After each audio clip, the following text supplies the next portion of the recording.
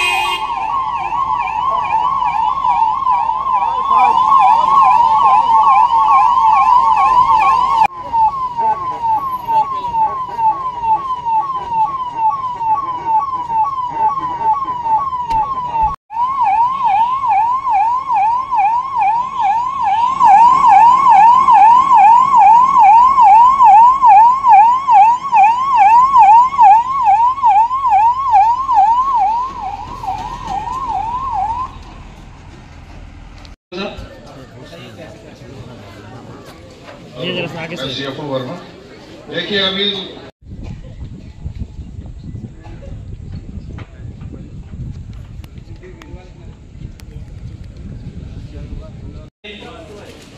आसानी से लेकर जा रहे हैं। अब आ जाइए, हमारे पास स्ट्रेचर है, उसको इंस्पेक्शन किया जा रहा है। तत्काल उसके जूते जो टाइट कपड़े हैं, बेल्ट जूता कपड़ा जिससे टाइट हो, जो चीज घूम जाए इधर की मुंह घुमाओ, सभी लोग इधर बैठे बैठे मुंह घुमा लीजिए। उस पे क्या लिखा है? इमरजेंसी कॉल 108, इससे एम्बुलेंस हमारी आएगी। जब उसकी सांस ना चल रही हो, यथा अगर वो होश हवास में है बंदा, तो सीपीआर देने की कोशिश न की जाए। दूसरा, ऐसे करके एक फंसे हुए व्यक्ति को देखिए हमारे फायर ब्रिगेड के जवान लेकर आए हैं, फिर उसको लिटा देंगे। फिर क्या करना है? तत्काल स्ट्रेचर पे लिटा रहे हैं, उसको स्ट्रेचर पे लिटाया गया है।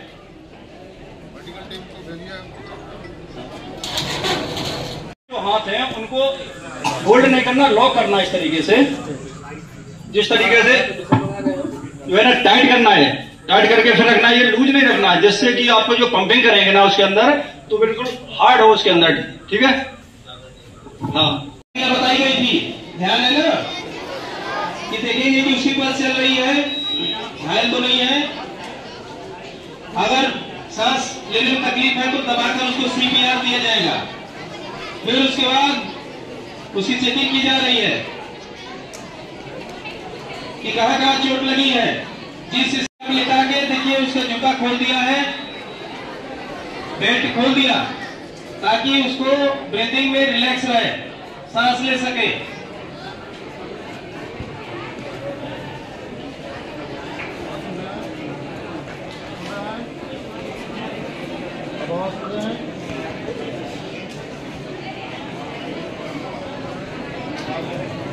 हमको रखेंगे और इससे लॉक डॉक्टर साहब बता रहे हैं किस तरीके से बनाएंगे, और उसके बाद 30 टाइम, हाँ, और अच्छा फिर उसके आगे की छुट्टी है